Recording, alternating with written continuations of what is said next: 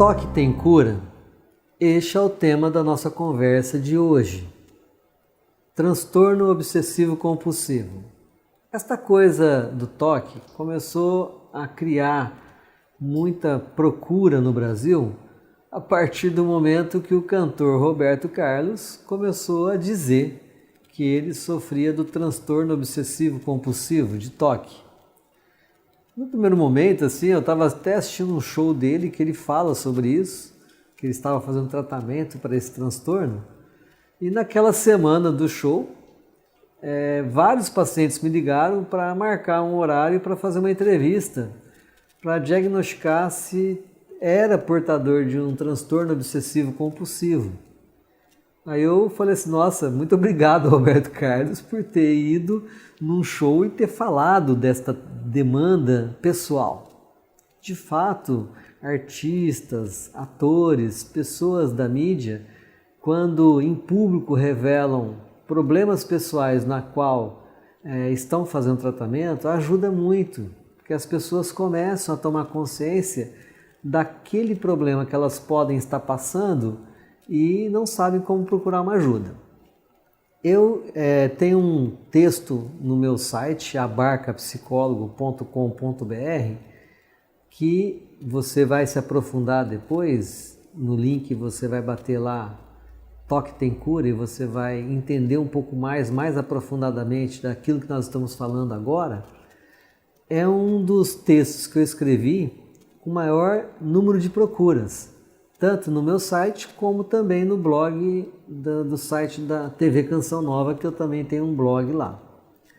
Por quê? Porque muitas pessoas relatam comportamentos e hábitos obsessivos, coisas das mais simples até as mais bizarras. Por exemplo, uma jovem em uma república, ela estava se preparando para ir para a universidade e todas as suas colegas também se preparando logo pela manhã, e ela começou a escovar o dente e todas as meninas saíram e foram para a faculdade e ela ficou no banheiro escovando o dente. Daí umas 2 horas as amigas viram que ela não tinha ido para a faculdade e uma das amigas voltou para a República, para o seu apartamento, para ver o que estava acontecendo. E essa menina estava continuadamente escovando o dente em frente ao espelho, com a gengiva toda sangrando. Então aí já é uma cena muito cruel, já é um transtorno obsessivo compulsivo, porque por limpeza, por higienização dos dentes, ela se apegou a esse hábito e compulsivamente começou a escovar os dentes e não saiu de frente do espelho. Mas tem outros mais simples. Por exemplo, você vai colocar uma mesa de jantar, vai receber amigos em casa e vai pôr uma toalha. Aí você põe a toalha fica de um lado mais comprida que o outro lado. Aí você vai e fica puxando para ficar certinho. Eu já vi cenas de pessoas com uma fita métrica medindo de um lado e de outro para ver se a proporção estava mesmo. Inclusive até em cultos religiosos, eu já vi líderes religiosos em altares assim, fazendo celebrações mais rebuscadas, essas que têm incenso, né, de celebrações mais festivas, de santos, coisas desse tipo, que o líder religioso se apegando em detalhe da toalha também, da vestimenta do altar, né? E dando bronca em todo mundo porque estava torto, né? A pessoa nem percebe o ato que está fazendo. Mas tem cenas assim também muito interessantes. Você começa a ter hábitos assim, por exemplo, o mais comum, né? Eu não passo por debaixo de uma escada. Tem algum pintor pintando uma parede e a escada está apoiada na calçada, e é uma escada grande, e aí você tem que passar por debaixo da calçada. Tem pessoas que não conseguem passar por debaixo da calçada porque tem algum sentimento de que vai acontecer alguma coisa ruim se passar ali debaixo daquela escada, né? Ou da calçada. Então, assim, você vai percebendo que são hábitos que a pessoa tem que incomoda quem está ao lado e a pessoa mesmo não percebe. Imagina uma pessoa, uma faxineira dentro de uma casa que tenha assim, mania de limpeza.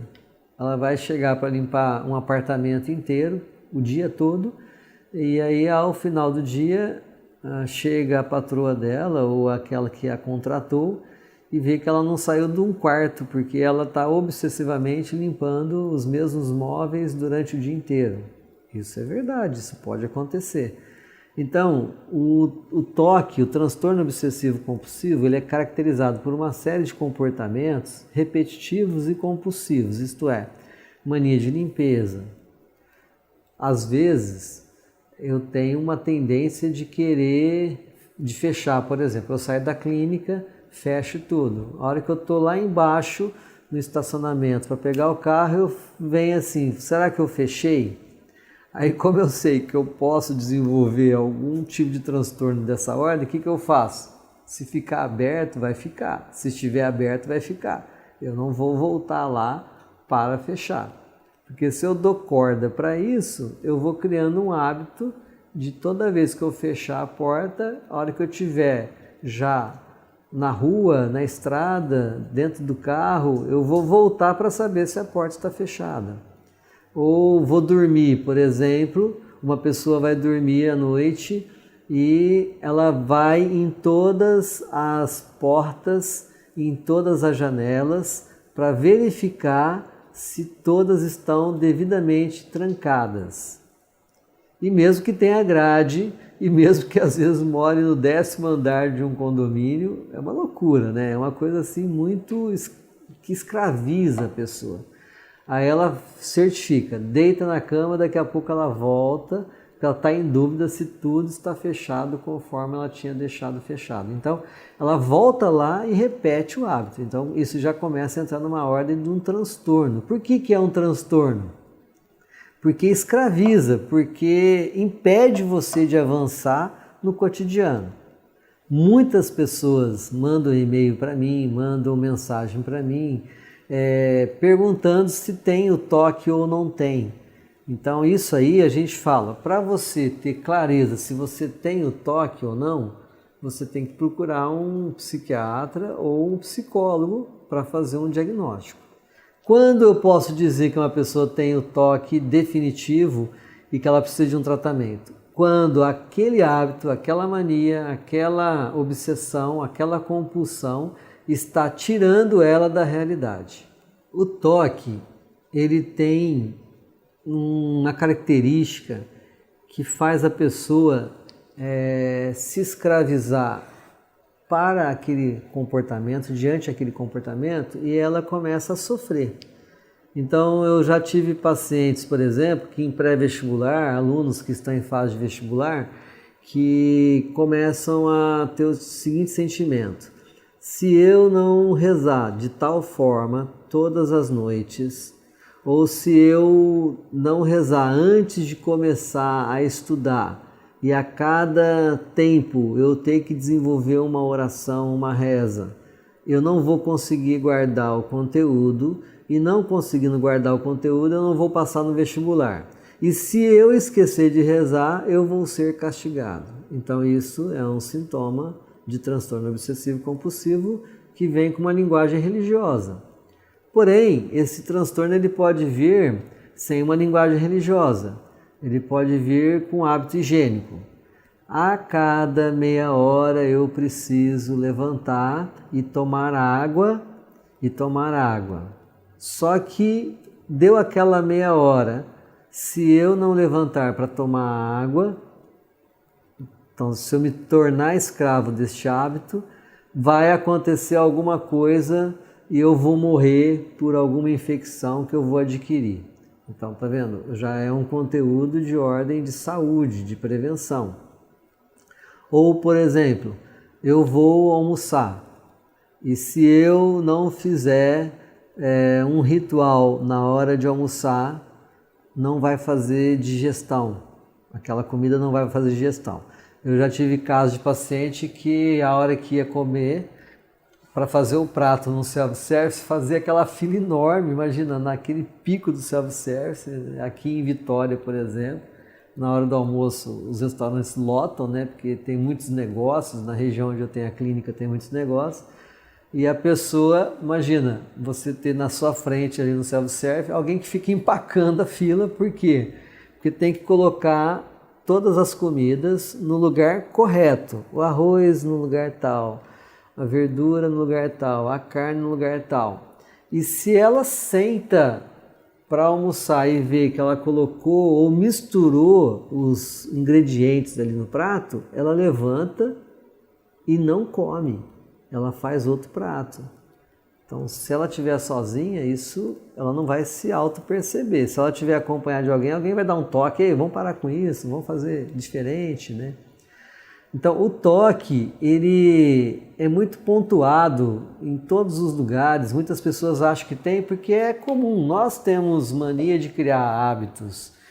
Eu sempre comparo o seguinte, que eu e um cachorro, o que nos difere é um passo. A diferença minha com o cachorro é que eu penso.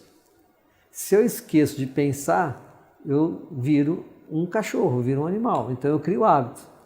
E é verdade, o cachorro ele cria hábito, você ensina ele a ficar dormindo sempre naquele canto, a fazer xixi sempre naquele ponto, mas ele não pensa, ele não tem obsessão. Aliás, é o contrário, domesticar cachorro é bom quando você consegue fazer isso, fazer com que ele cumpra hábitos. Porém, o ser humano fazer isso, ele fica escravo desse comportamento.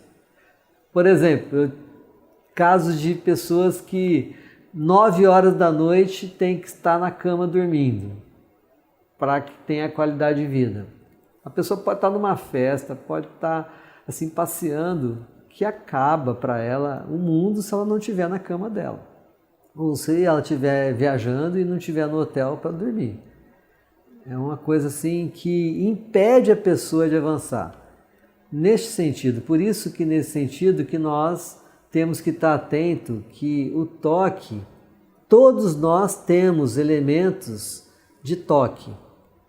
Transtornos obsessivo-compulsivo, não enquanto transtorno, mas de hábitos que às vezes, se eu deixo, se tornam obsessivos, se tornam hábitos que vão me escravizar e que vai trazer toda uma cadeia de sofrimento emocional. O toque, então, ele tem mecanismos que você vai adquirindo para chegar no transtorno obsessivo-compulsivo propriamente dito. Como eu estava dizendo, todos nós temos hábitos e tendências para criar hábitos, mas quando a gente pensa, a gente consegue neutralizar aquele hábito, consegue pensar sobre aquele hábito, nós não nos tornamos escravos dele.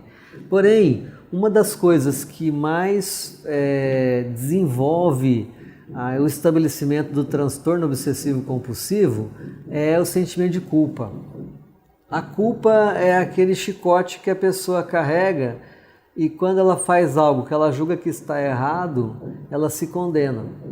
E ao se condenar, ela paga o erro com o próprio erro. Por exemplo, a criança, o jovem, o adolescente, ele está lá aprendendo a se auto-perceber no contato genital através da prática da masturbação, por exemplo. Aí, por uma educação repressiva, associando essa prática, por exemplo, com que Deus vai castigar, de que ele vai para o inferno, a hora que ele se pega na prática da masturbação, ele associa isso com castigo. Então ele se pune, ele se sente no erro, ele se sente no pecado. Isso vai fazer com que ele aumente a compulsão, compulsivamente a masturbação, que aí a masturbação passa a ser o chicote para a ação dele. Então ele se condena com o ato. A mesma coisa da culpa, ela vem associada com questões de repressão educacional, famílias que têm assim muito processo de educação rígida, tem que se comportar dessa forma, tem que vestir esse tipo de roupa, para tal lugar tem que estar desta forma, para tal lugar tem que estar desta forma. Não come com a boca aberta, cuidado para não fazer barulho no prato. São pequenos detalhes de processo educacional que a gente chama de processo educacional repressivo. Então, também a culpa, ela vem por sentimento desses erros, né, de hábitos que você está descumprindo uma regra que você aprendeu desde criança. Também vem pela questão religiosa, a religião mal trabalhada, punitiva, que Deus castiga, faz com que as pessoas também desenvolvam o transtorno obsessivo compulsivo, porque quando elas fazem alguma coisa que está fora das normas religiosas, ela paga aquele erro com o próprio erro. Então, isso vai virando a compulsão. Por isso que você não sai daquela situação e é difícil você tomar atitude sobre isso, né? A indicação que eu dou, então, para você poder trabalhar o transtorno obsessivo compulsivo, mesmo que ainda você não chegou no estágio de precisar de medicação, precisar de uma terapia, que dê para você começar a enxergar isso no dia a dia, uma indicação que eu dou é que você peça para pessoas que convivam com você no seu cotidiano, ou no trabalho, ou em casa, com a sua esposa, com seus filhos, para que quando você estiver tendo atitudes repetitivas, hábitos repetitivos, que possa te levar a uma compulsão e, consequentemente, a um transtorno, que a pessoa diga para você, olha, você está repetindo isso. Ah, eu vou fechar as portas de novo. Não, já estão fechadas. Você já foi, você já me disse. Então, de pedir ajuda para as pessoas que estão ao seu redor, que são próximas de você. Mas também de você dialogar com esta neurose, você dialogar com esse transtorno, com essas obsessões. Então, como eu já disse aqui, né? Eu fecho a porta da clínica e depois, quando eu vou já entrar no carro, na garagem do condomínio, eu bato aquela sensação, poxa, será que eu fechei? Então, dialogar com isso. Se estiver aberta, vai ficar aberta. Porque é uma forma de você dialogar com aquilo que está dentro de você. E vai voltar de outra forma, de outra maneira. Às vezes, por exemplo, você vai pôr uma roupa e tem que certificar que a roupa está certinha, e se não estiver certinha, você corre o risco de perder um negócio, por exemplo, ou de perder um relacionamento, né? Então, a hora que você percebe que você está escravo daquele comportamento, você fala para você mesmo, ei, peraí, eu vou ganhar o meu negócio, eu vou conquistar uma pessoa pelo que eu sou, e não pela roupa que eu estou vestindo. Então, esta é uma forma de você ir eliminando esses sintomas mais fortes de hábitos. Procurar identificar o momento deste ato e dialogar com ele e tentar identificar qual é o motivo que a tua mente está querendo criar este hábito. Às vezes pode ser uma frustração, às vezes pode ser um fracasso, né? Então, você tem como dialogar com esse tipo de comportamento. E quando eu falo que o toque tem cura, ele tem cura, porém dentro da minha perspectiva do que eu entendo que é uma cura. Às vezes, o toque propriamente dito, geralmente está associado com medicação, psicoterapia contínua. É um tratamento que não é a curto prazo, porque ele é complexo. O transtorno obsessivo compulsivo, ele instaura na pessoa, na mente da pessoa, ao longo dos anos. É um tipo de transtorno que ele é decorrente do processo educacional, do desenvolvimento infantil. Não é do nada que ele surge, ele vai sendo construído. Então, esse toque, se ele já está no nível de medicação e de psicoterapia, pode esquecer, não é um tratamento a curto prazo. Eu sempre digo para meus pacientes que, no mínimo, são quase 180 a 220 sessões terapêuticas para que a gente comece a ver uma luz no fim do túnel.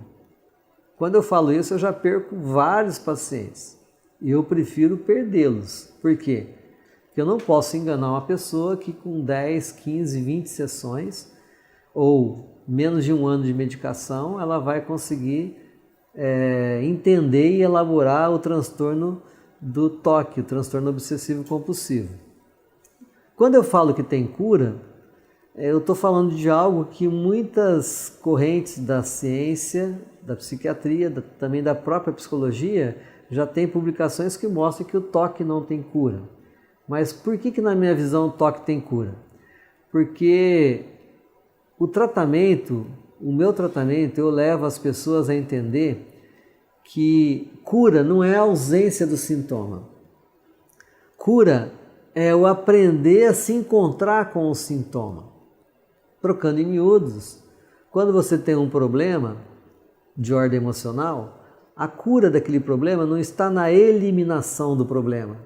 A cura daquele problema está na capacidade de você enxergar o problema. Porque o problema ali vai ficar. O problema ali está. Se a pessoa, dependendo da idade, se ela tem 30 anos, 40 anos, pior ainda. Porque isso já está configurado na estrutura de personalidade da pessoa. Quando eu atendo em terapia uma criança de 5 anos, ela só tem 5 anos de existência para elaborar a história de vida dela e reconduzir-se nas percepções das suas neuroses, dos seus sintomas, dos seus transtornos. Imagina uma pessoa de 40 anos, então esses sintomas continuarão com ela. A cura está onde? Em ela identificar, dialogar com o sintoma e se propor a sair daquele sintoma quando ele aparece. Mas ele vai aparecer. Eu sempre brinco que um sujeito com toque, ele vai ao caixão quando ele estiver morto. Quando as pessoas estiverem velando ele ali, no velório, ele vai levantar a cabecinha assim, já morto, e vai falar assim, não limparam o caixão direito aqui ao meu redor.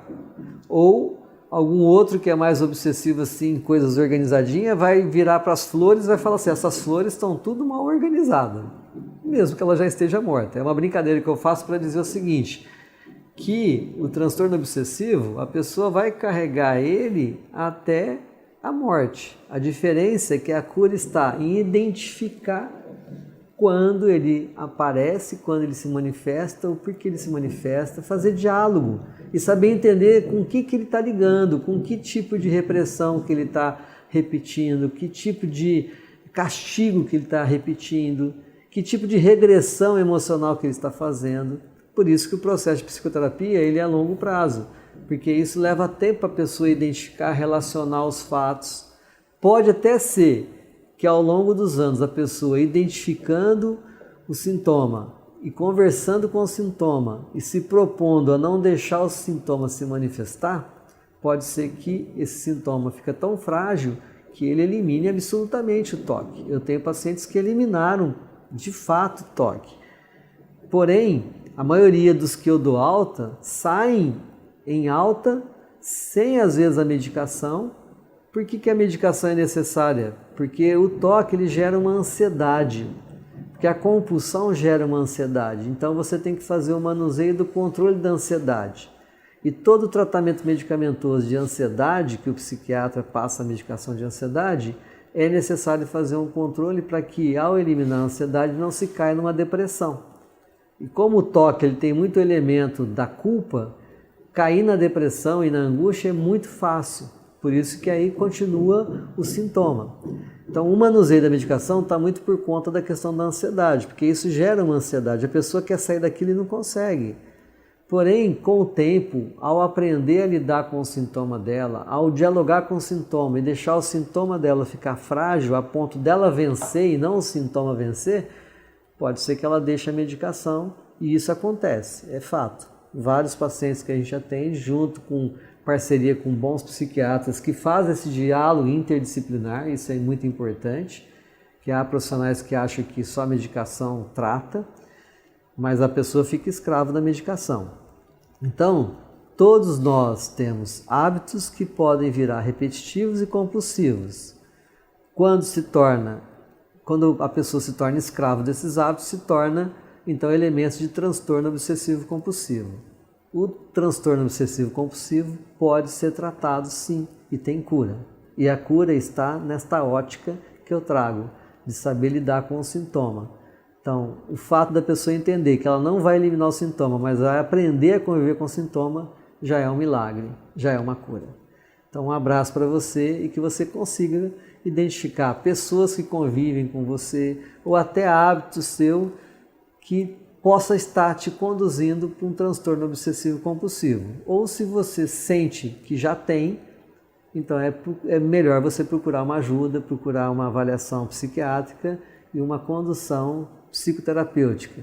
Lembrando que o remédio por si não cura sozinho, porque remédio não pensa.